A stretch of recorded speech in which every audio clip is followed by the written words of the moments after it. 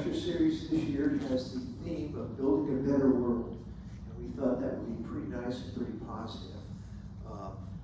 And so we also thought that being in what we're in, the idea of education, is a pretty good way to think about building a better world. And in discussing who to get, we came up with some things we didn't want, but we didn't want somebody, what we did want somebody who was super knowledgeable.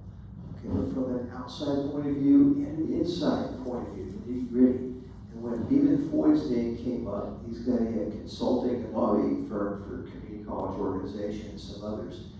Everybody got really excited because this guy's about, this is the proverbial smartest guy in the room. So I'll leave it at that, and I'll let him fill you in on some of the details. So Beaman Floyd, thank you. That's actually the nicest intro I've ever gotten in my life. My name is Beaman Floyd. I am a professional contract lobbyist. How many of y'all have heard of lobbyists? Okay. How many of you have heard good things about lobbyists? Okay, the polite 10%. How many of you have heard bad things about lobbying? Okay, the honest 80%. So if your theme is building a better world, what am I doing here? And I hope that that's a question we can somewhat answer, because I will tell you that I am unabashedly proud of my profession. I really like what I do, and I really believe in what I do, and I find it peculiar that my mother won't tell her friends what I do, even though she knows the name of it, because I am a lobbyist, right? Most of the people in the world have the feelings that you all just expressed in my super fast poll, right? Which is, lobbying is something at best unsavory and at worst actually detrimental to the interests of people in a democracy. Okay. I have different kinds of clients. I've had my own firm since 1997. In 2003, I took on the Texas Community College Teachers Association. How many of you all are faculty members? Okay, I have terrible news for you. I'm your lobbyist.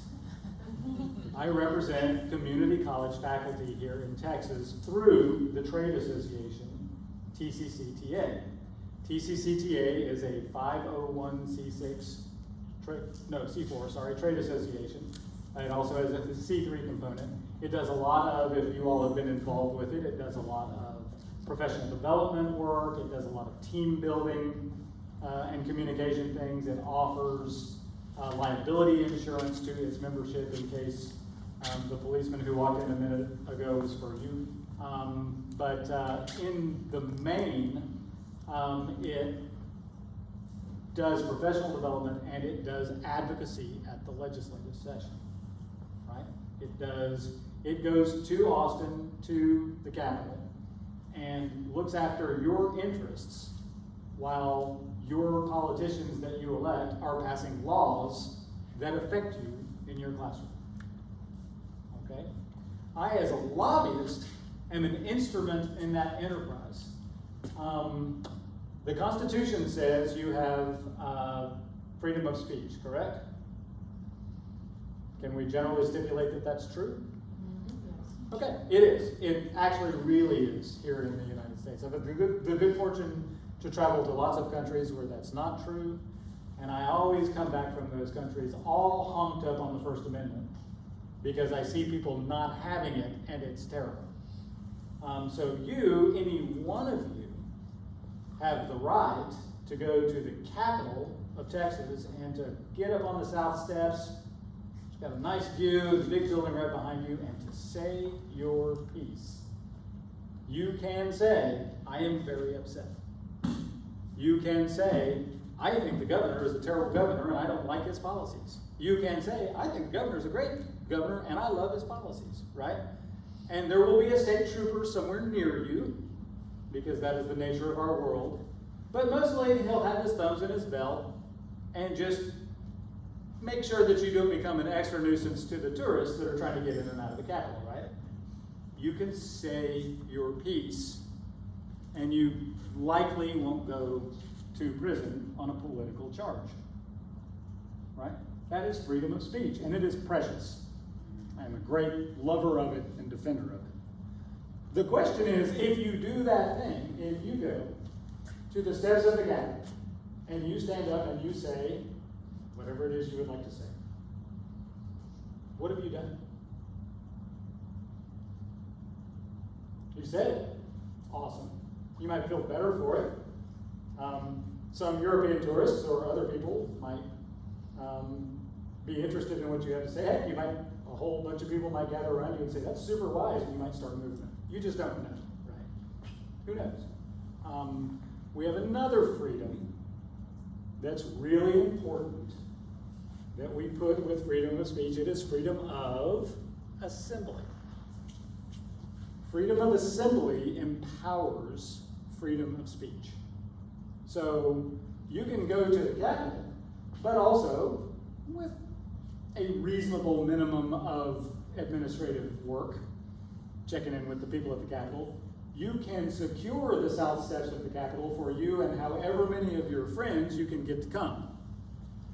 And then you all can say, with one voice, the thing that it is that you need to say. And when you all say this together, people with news cameras get interested. People going in and out of the Capitol say, whoa, what's that group? What are they doing here? You know, what's the deal? It becomes much more powerful. So first thing, freedom of speech is precious. Freedom of assembly empowers freedom of speech.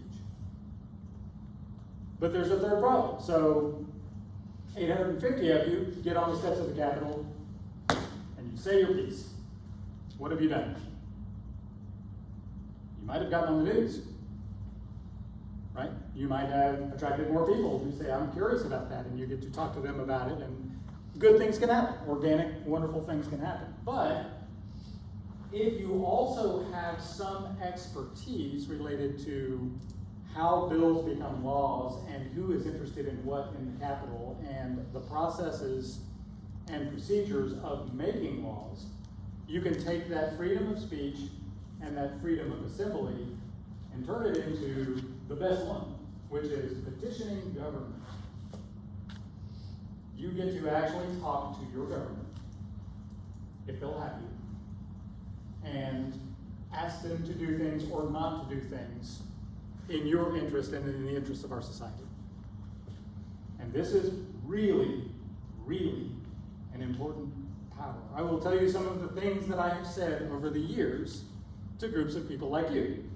I have said, unpleasantly I guess, that democracy is the tyranny of the people who show up.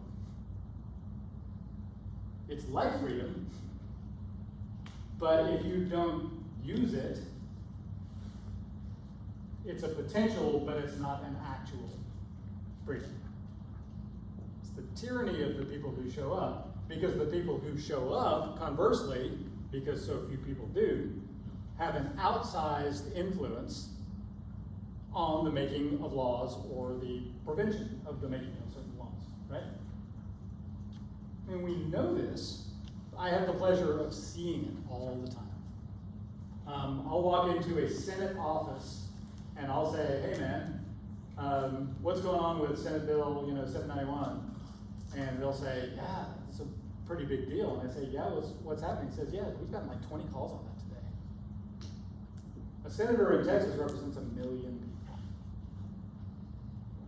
And they'll tell me it's a big deal that they got 20 calls. If it's not like an abortion bill or some kind of huge, big political all-the-time bill. It's just a normal workaday bill that might really have an impact on your life. 20 people talking about that bill is a lot of people in an office that represents 1 million people. Okay? So showing up is a big deal. But showing up means you have to know how to show up. You have to know where to show up. How did those 20 people know to call that office? How did they know that Senate Bill 791 had been filed by that senator? How did they know what the specific interest is, and how were they able to articulate the points necessary to have influence in that office regarding Senate Bill 797? And the answer is, they probably have a guy like me. What I am is a tool in the toolbox of freedom of assembly. I help people use those constitutional freedoms that they have to get stuff done. And stuff done is votes on bills that become law. Does this make sense so far? Okay. Are all lobbyists just really almost canonizably wonderful people like I am? And the answer is, I am not even that guy, right? But the answer is no, because what else can a lobbyist be?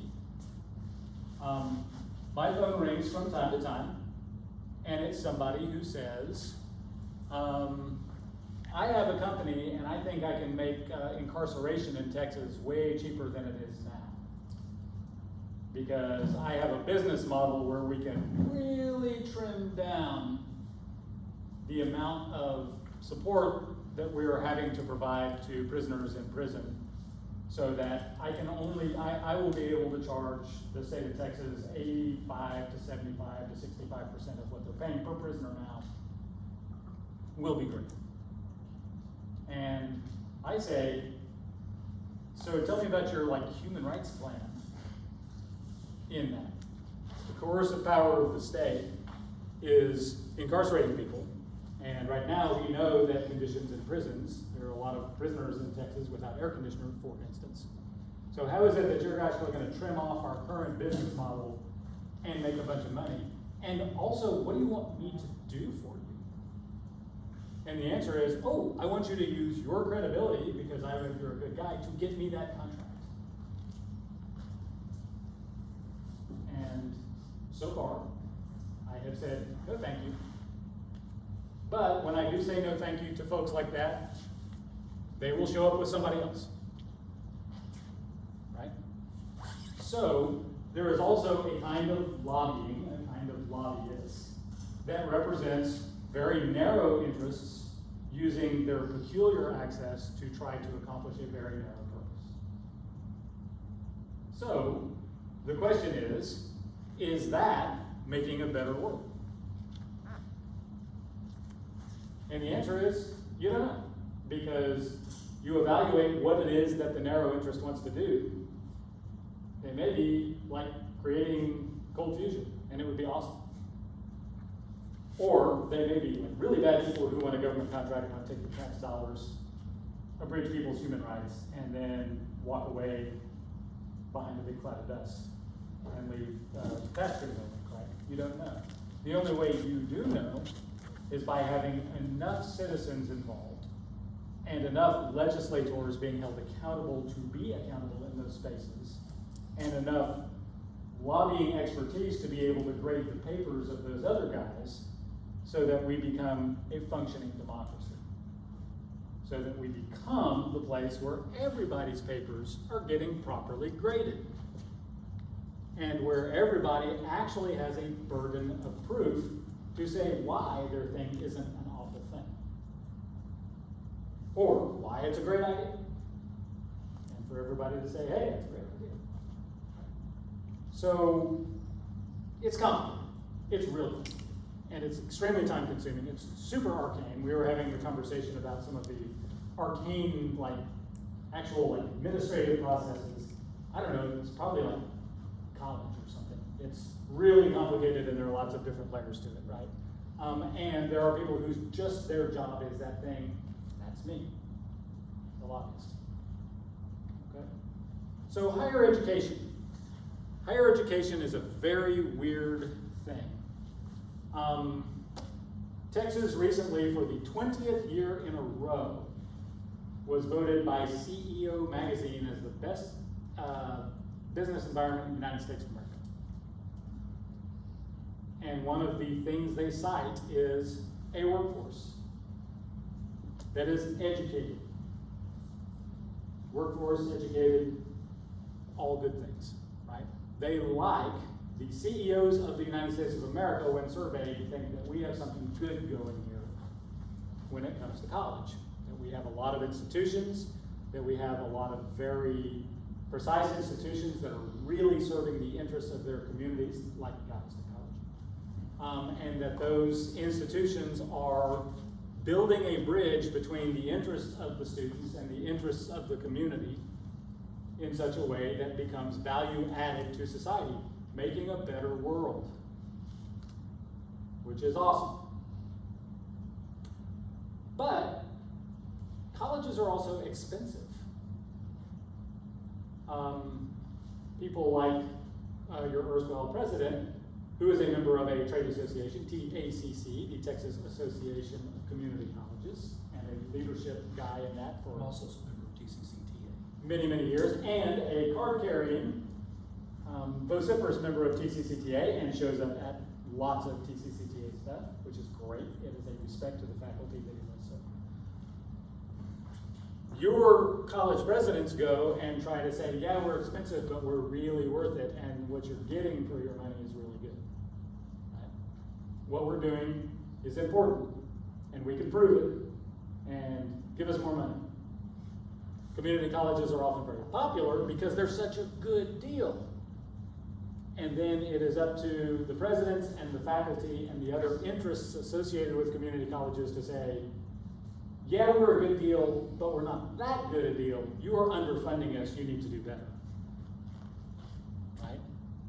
That is a constant dilemma at the legislature. And people like TACC and TCCTA and the other instrumentalities that represent you go and risk their popularity, whatever value that is, by going to the legislature and saying, we know you love us a little less, pay us a little more, and we can do a better job for you, right? And that's a constant thing, and that's a timeless issue with public higher education. The title of this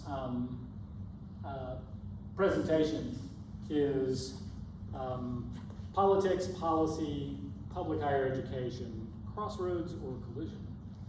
It only has a title because they made me have one, because I typically don't have a title for my talks, because you have to know what you're going to say before you can actually put a title on it.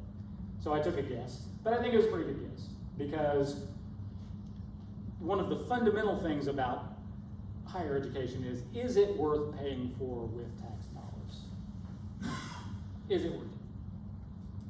And that's kind of a weird transaction, right? It's like you have a citizenry that pays taxes, and then they get something for those taxes. They get some sort of opportunity, or they get some sort of structural component added to our society that actually is a good thing, that makes it so they're like, dang, I'm glad I paid those taxes, because we got some really good stuff out of that, okay? So there's an element of higher education, there's an element of it being part of a better world, of making a better world, that is transactional.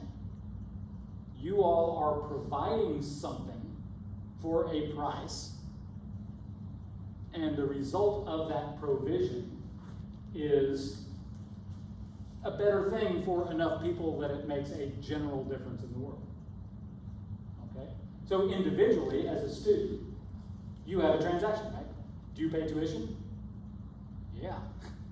And then you get something for that tuition. And sometimes that what you get is expressed as a better earning potential over the course of your life. You will be better able to get a job. You'll be better able to operate in our society economically, and move forward with your hopes, dreams, ambitions, house buying, God forbid, one day, that kind of thing, right? And so that's a fairly understandable transaction. The question is, and the question I would have for the students who are in the room, and it's kind of a rhetorical question. It would be a lie to say it's completely not a rhetorical question, but it's a fundamental question: is that economic transaction in higher education all you get out of college? You shake your head. No, I saw you. You did. Right? Is the economic transaction all you get? Is all you get here at Galveston College job training? No, what else do you get? Self-confidence. Self-confidence. Relationships, like for future-wise, you have a professor that can help you get a job later on. Like, connections is what I'm trying to say. Yeah, may I paraphrase you? Yes. Because you weren't on the microphone. You get relationships, and you get relationships with professors that create connections, ultimately, that might help you get another job. Let me drill down on self-confidence before I go to you. What do you mean by self-confidence? When you become educated, at least for me, I was taught growing up, if you're not learning something, you're not living every day. If you learn something new every day, and to help yourself, something good, then you're living. Okay. So it's an aid to the human condition. It makes you, it helps you just have a better life.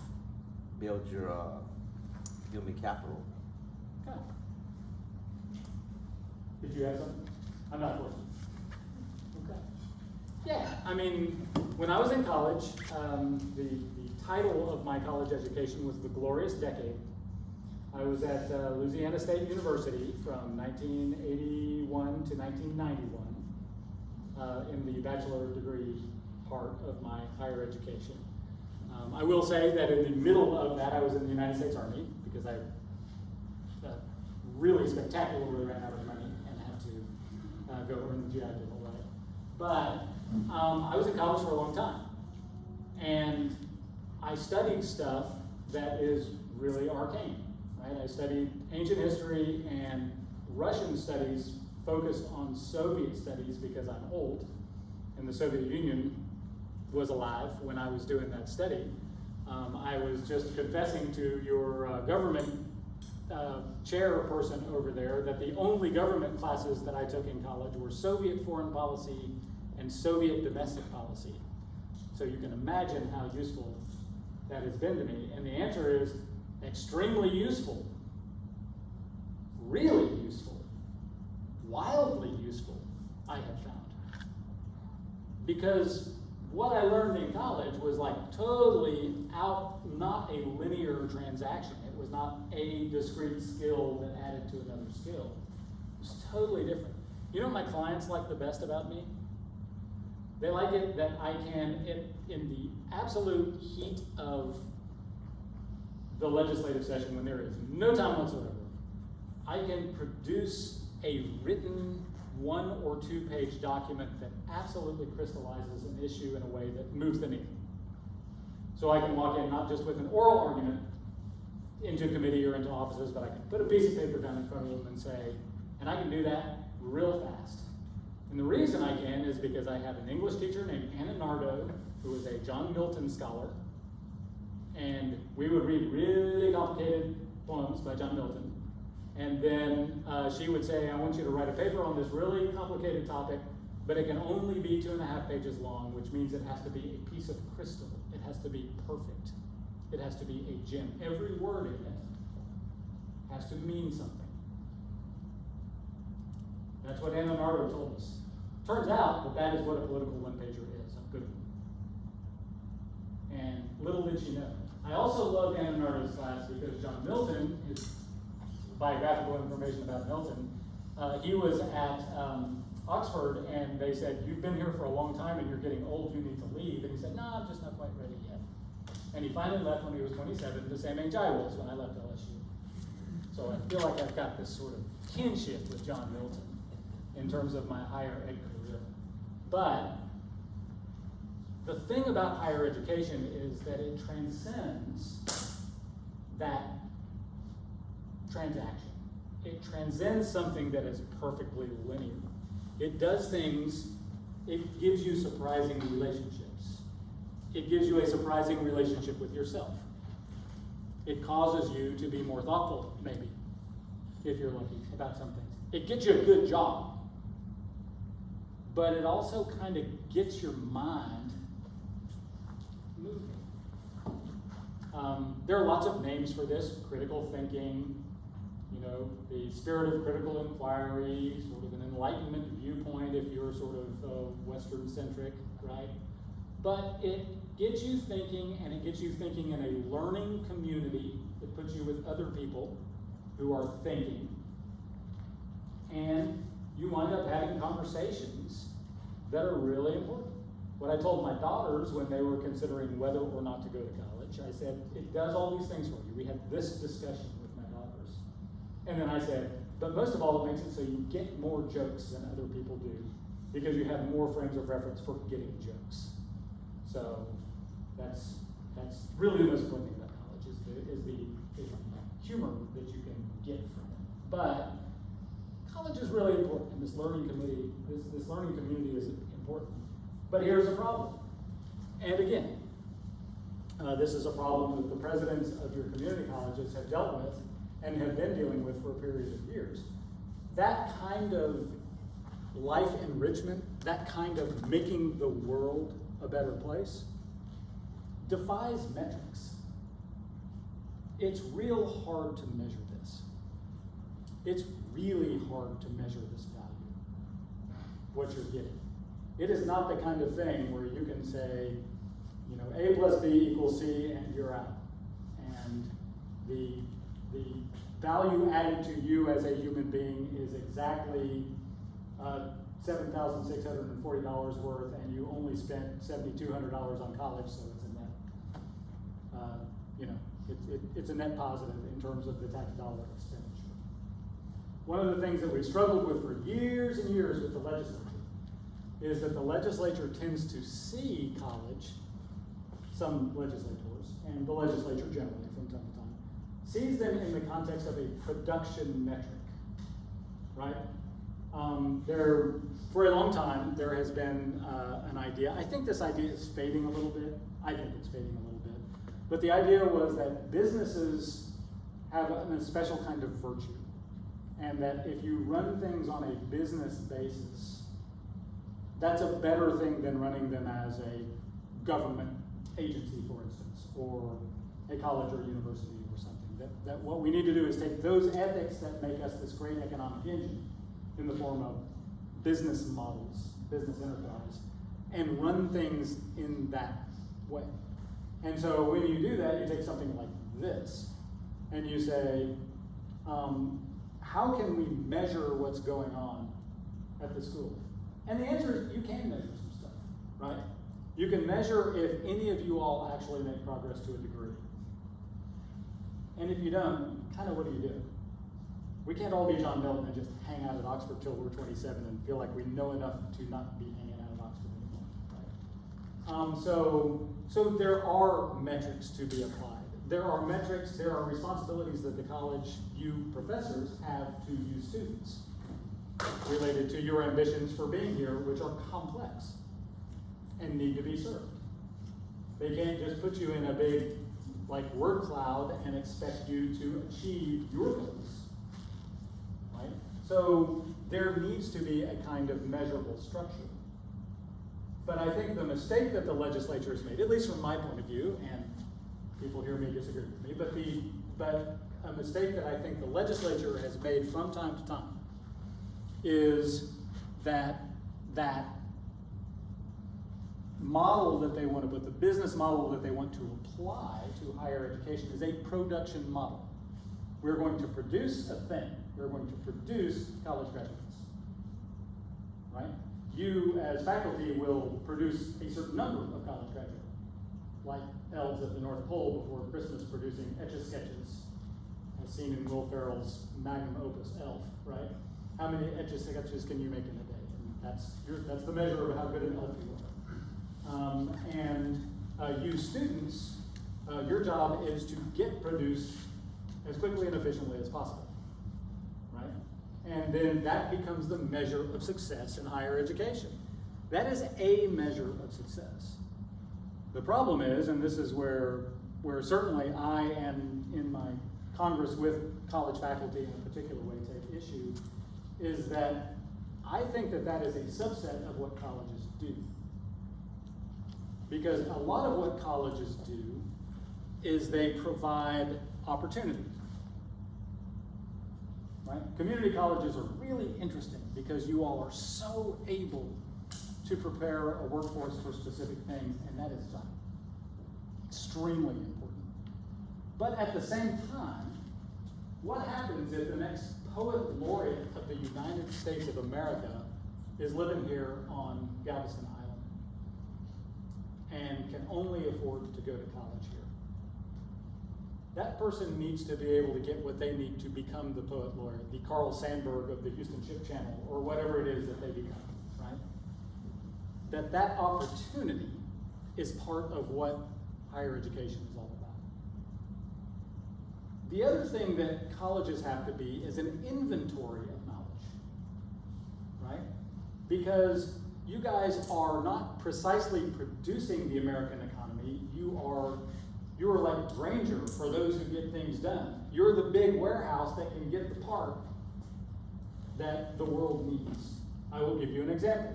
When I was at Louisiana State University for the glorious decade, I was a Russian studies major, among other majors. And the Russian studies department got all spooked because budgets were being cut and they were cutting cultural studies departments at the university. And this was like in, and please don't hold this against me, students. This was like in 1986, 1987. And they came to the Russian studies people and they said, no, we're not cutting you. This is it, man. This is glasnost. This is perestroika. This is Mikhail Gorbachev. This is Russia is opening up at this time. And the hard iron curtain is being raised. And in Louisiana in particular, there was a lot of trade going back and forth in terms of oil drilling technology because the Soviets were real anxious to learn how to drill in water, and people in Louisiana knew how to do that. And so I worked with Russians as a translator and a cultural consultant between oil with Louisiana State University and in the interest of oil companies in Louisiana with Soviet engineers. And they came over and looked at our platforms, and we went over and looked at their platforms. And it was super fun, except that the minders for the engineers, every time I'd start actually talking to them, they'd come up and hit me on the back and say, Beaman, хороший человек. You're a good guy, Beaman. Stop talking to our people. That's what they think. So when I finally got bruised up enough, I stopped trying to have unsanctioned conversations with their engineers. But so what they said, what these budget cutters from the state said was, nah, you guys are fine. The future is Russia. We're going to cut Arab studies. And we're cutting Arab studies because, you know, Aramco's played, man. It's all about Russia. Well, 4 short years later, Saddam Hussein invaded Kuwait and launched a series of events that culminated in a long-standing war on terror. My brother, U.S. Army Ranger, and kicking in doors in Baghdad, and was in desperate need of people who could teach him how to and how not to get into a firefight in a Muslim person's home. Just in terms of the cultural rules. And the military and the NSA and other people came to LSU and said, we need all your Arab studies guys right now. And LSU said, yeah, we don't have any. We quit that department. And that used to be where I ended this anecdote. But it gets better because call forward a bunch of years, and the war on terror is pretty big, and LSU does, what do you think? They kill the Russian studies department, and they stand up the Arab studies department, which is awesome, until Vladimir Putin invades Ukraine.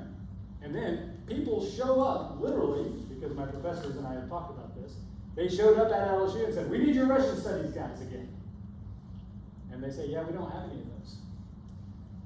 Because we defunded Russian studies, but we got all the Arab studies guys you want, and they're like, what the heck, we're drawing down over there. We need guys who can tell us about this other thing.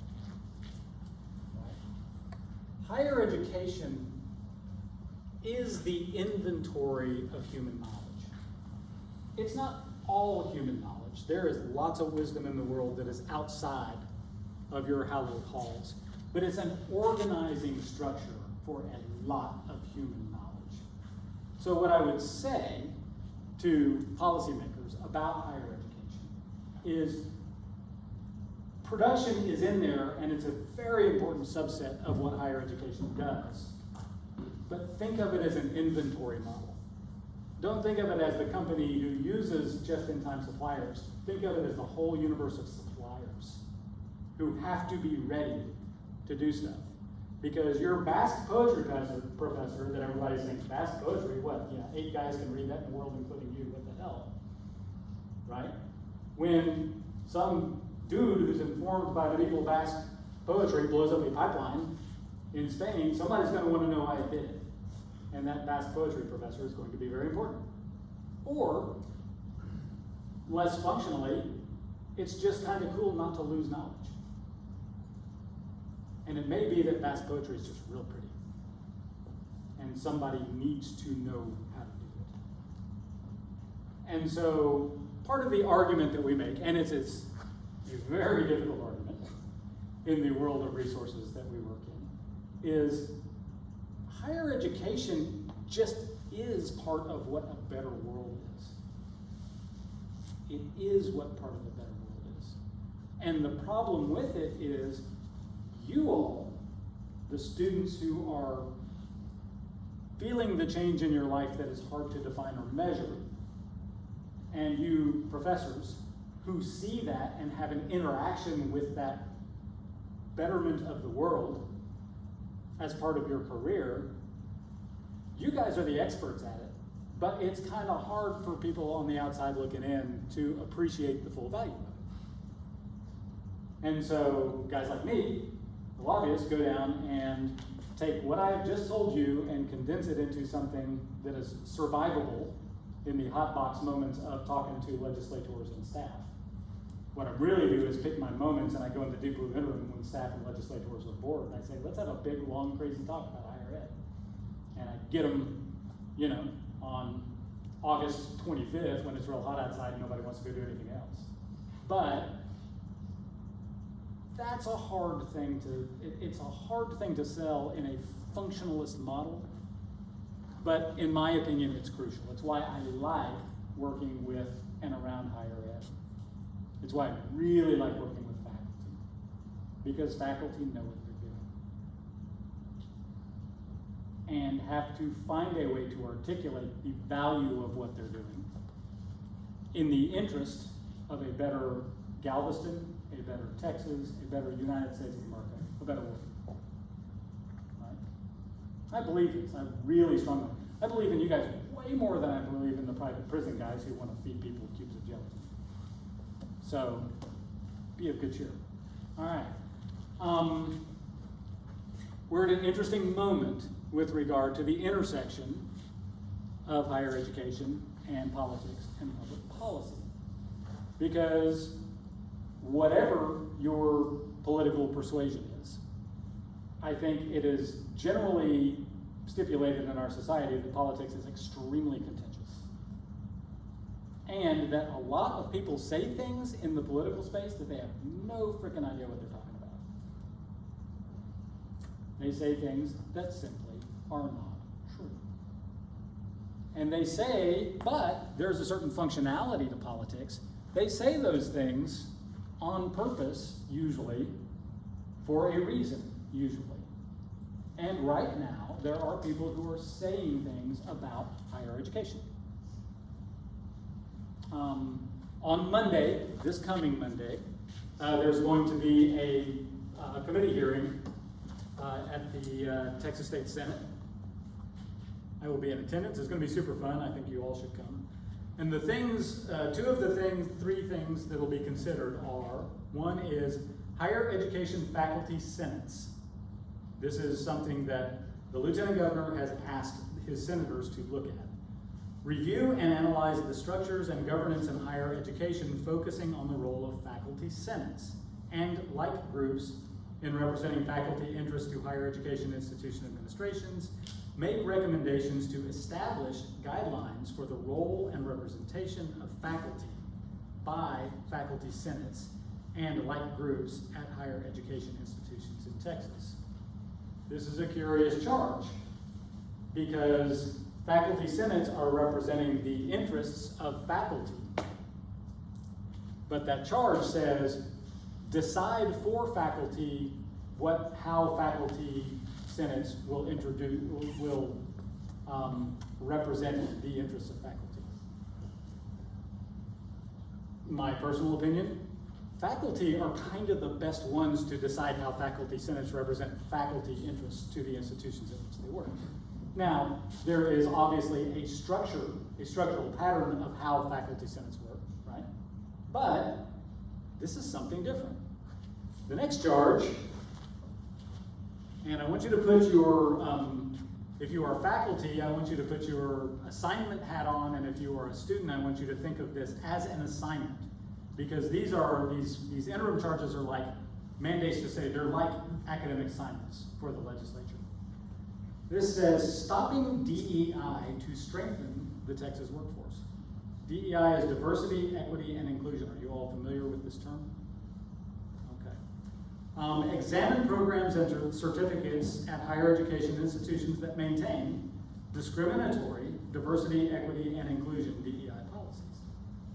Expose, this is a new verb in effect in an interim charge, I've never seen it. Expose how these programs and their curriculum are damaging and not aligned with state workforce demands. Make recommendations for any needed reforms to ensure universities are appropriately educating students to meet workforce needs. So, if you were giving that as an assignment, faculty, the conclusion, you've written the thesis in the assignment. And you have left no room for a counter thesis. If you are a student writing that, you're like, if I disagree with the basic premise of this question, how in the world am I going to get a grade on this deal? Because it's really not a study proposal, it is a conclusory statement. It is have a hearing demonstrating a thing that we've already decided about.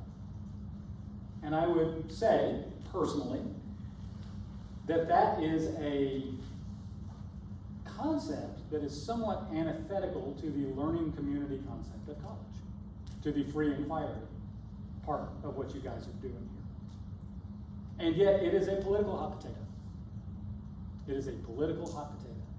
And if you are a public university who is really working hard and has worked hard for years to secure the resources necessary to serve this community, and you're also going to grab that political hot potato, you have some hard choices, right? So this is a crossroads, in my opinion. This idea that the state and the government in a very particular way is going to get into some of these extremely granular operational spaces at colleges and universities and say to them, we want to prescribe how faculty senates actually petition the college. We want to prescribe diversity, equity, and inclusion programs, which from the conversations that I have had with most people, there is an element of DEI that is quite at least thought-provoking and sometimes actually pretty irritating to some faculty members. But in general, DEI programs have been about resiliency and retention of students and making sure that all y'all know that you can come to this school and have a place and be supported in this school. It conforms, I think, diversity, equity, and inclusion conforms with the stated goals of the legislature to have 60% of the population in Texas have a post-secondary credential by the year 2030. The DEI is just part of the how that you do that. And yet it has become terribly politicized. I'm going to read you one more thing to punctuate this point, because I think it's important, and we're going to end with a little what you can do about it, I guess.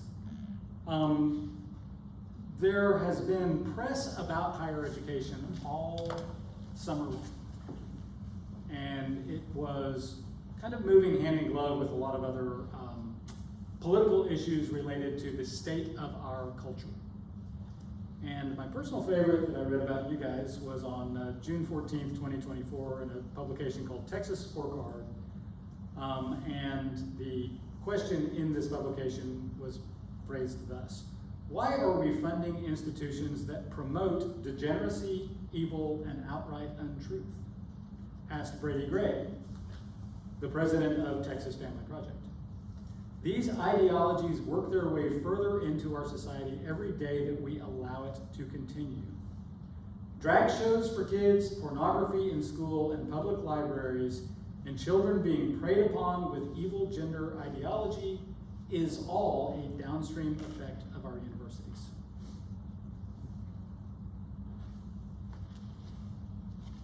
True or untrue?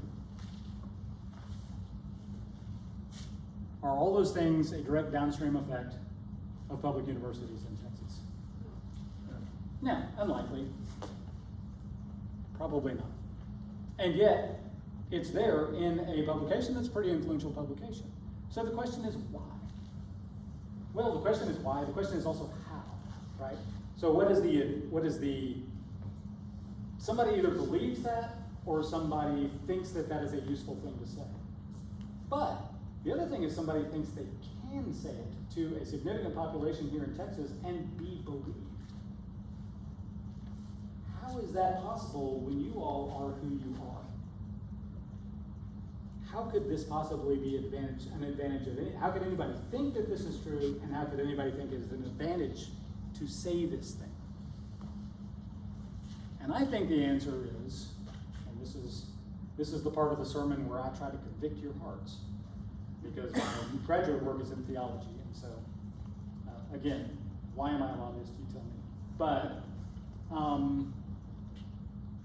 the reason is that we need to do a much better job of really talking about what higher education is.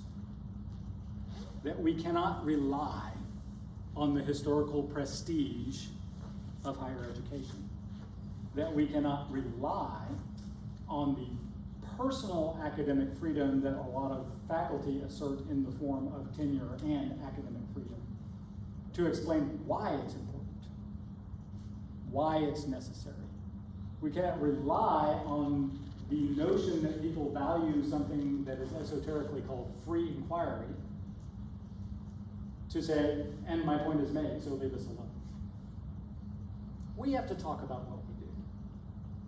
I represent the Texas Community College Teachers Association. There are something like 12,000 active community college faculty and people in sort of faculty administration spaces, and we represent about 3,500 to 4,000 of them. Our numbers are a little bit down since COVID. We're trying to build them back up. We got close to 6,000 at one point. We got almost half of y'all in the group. That is an enormously huge higher ed faculty organization. I also represent the Texas Association of College Teachers. It's for four-year institutions. It has 250 members.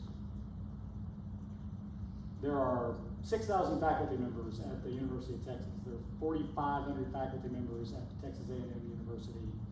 And I can list all the systems for you, but I won't bore you with it. There's no penetration there, y'all.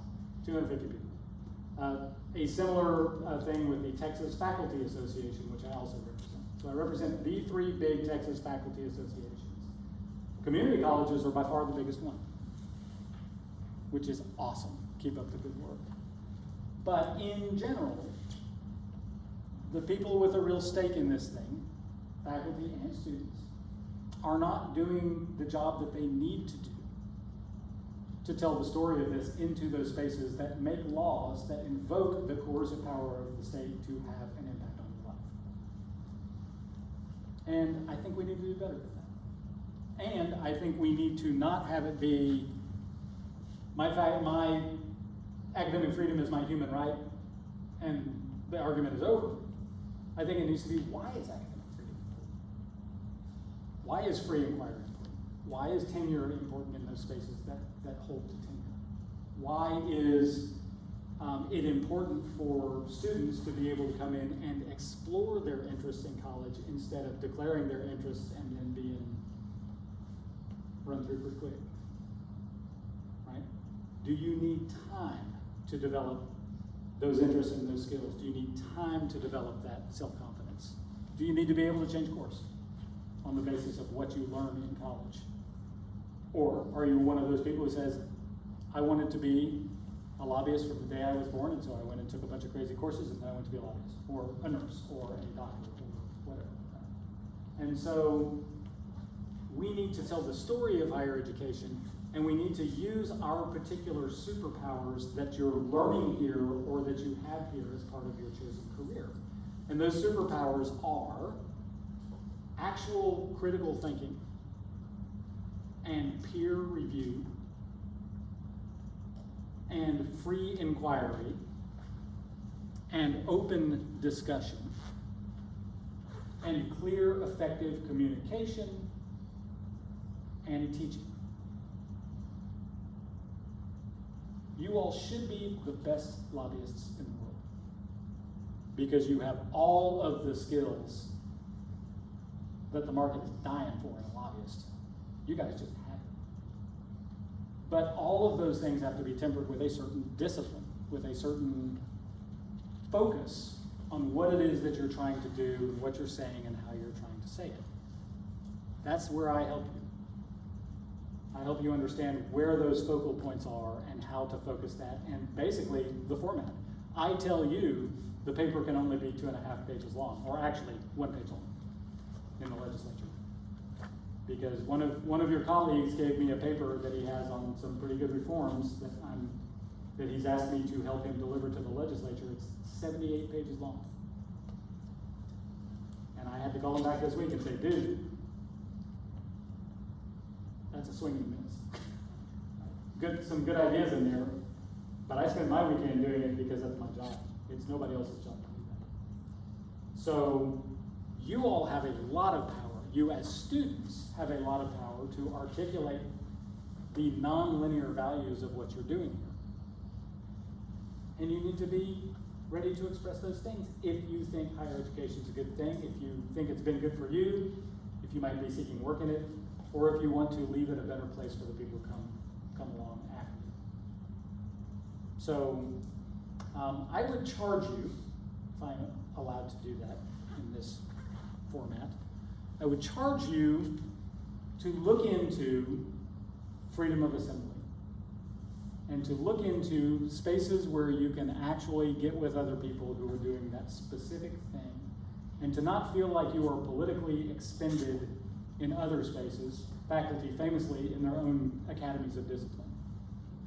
But understand that your story kind of isn't going to tell itself in the modern world, nor are you going to be left in the ivory tower and fully resourced in that tower to kind of do your thing. That you're going to have to be prepared to articulate what you're doing and why it's important. And in doing so, create a better world for all of those people who are in it now and who will come after. And that is all I have to say. Thank you very much.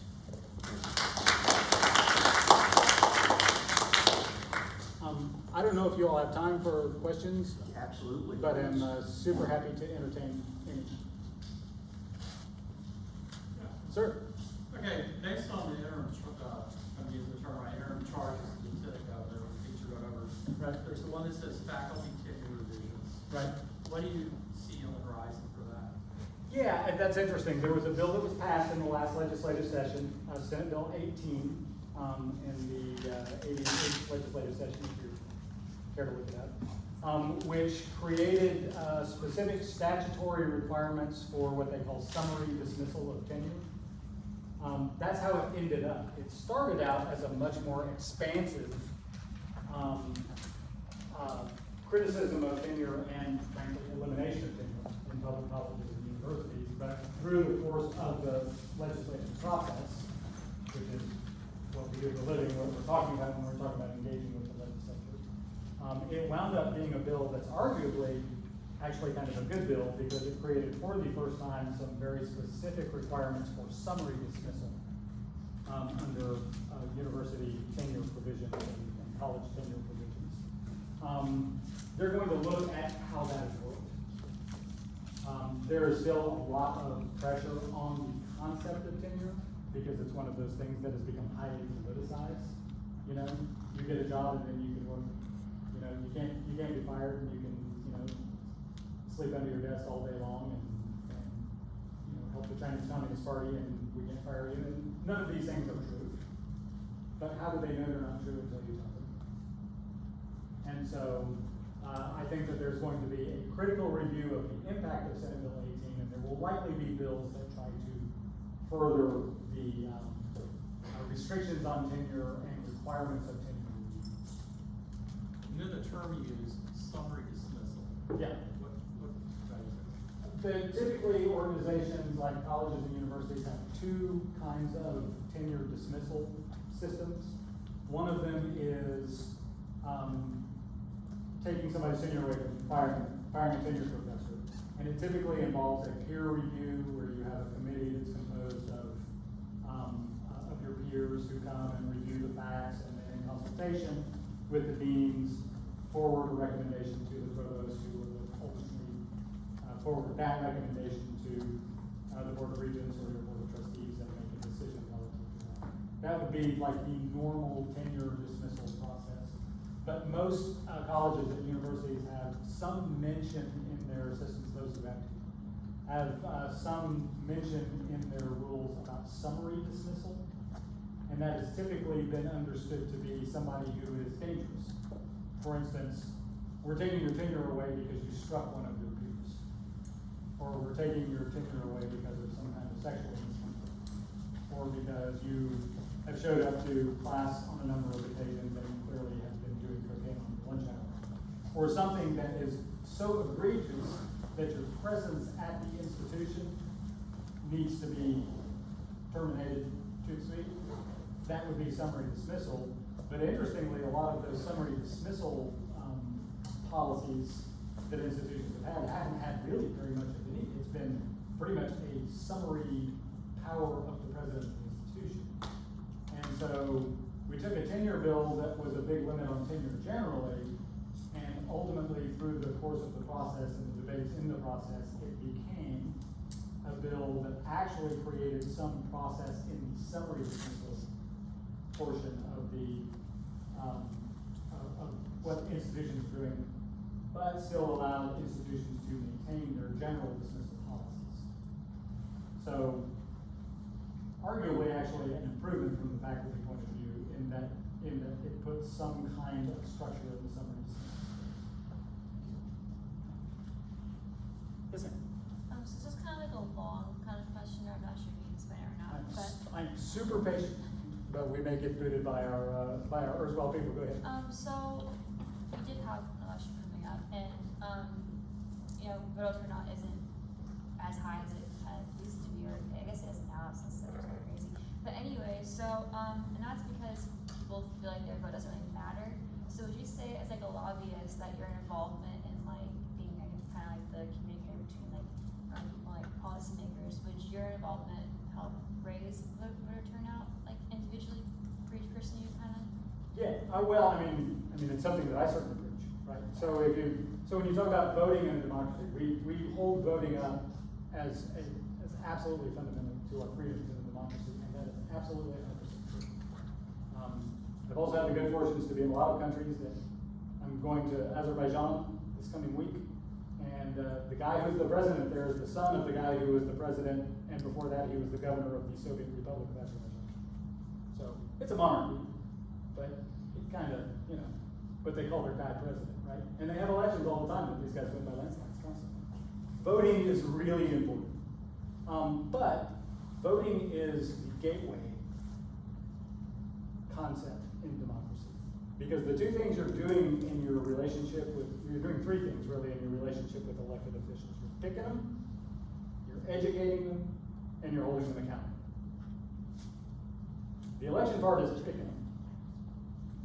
Going out and talking to them is educating them, including educating them what their very best vote for your community and for making the world a better place to be.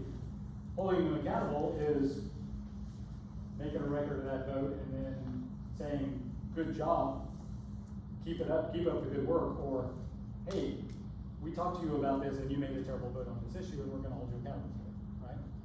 So, one of the things I think I said one of our things recently was, in my opinion, democracy is not freedom. Democracy is the freedom to pursue freedom. Democracy is the freedom to then go and work to be free, which is the engagement that I'm talking about. But none of it works if you're just flipping coins about who gets in office. You want people in office who are qualified and who are smart and who are going to listen and who understand that there will be accountability on the other side of this thing, and that's a hard thing. And it's a hard thing in Texas. Sorry, my answer is as long as your question. It's a hard thing in Texas because we made our Constitution in 1876, and we have 150 House districts and 31 Senate districts. Now, I'm not saying that there just happen to be 150 Psalms and 31 Proverbs in the Bible, but I think that's what we're talking about here, right? And so we made our Constitution at a different time in 1876. 30 million and more people live in Texas. Those senators that used to represent a couple of 100,000 people, maybe, and when I was a kid even, a few 100,000 people, represent 1 million people. Politics has gone from a retail space in terms of state legislators to a mass media, and now a virtual media space. And so that makes doing the work that we're talking about in terms of trade associations and lobbying and your freedom of assembly way more important than it used to be. Because it used to be you would solve this problem in front of cantaloupes in the grocery store. But that's not the way it works anymore. So you need to vote, but you need to make a good educated vote. You need to know who you're voting for, God dang it. And then you need to educate that person because that's part of your contract with them. You can't expect them to be all wise and all knowing about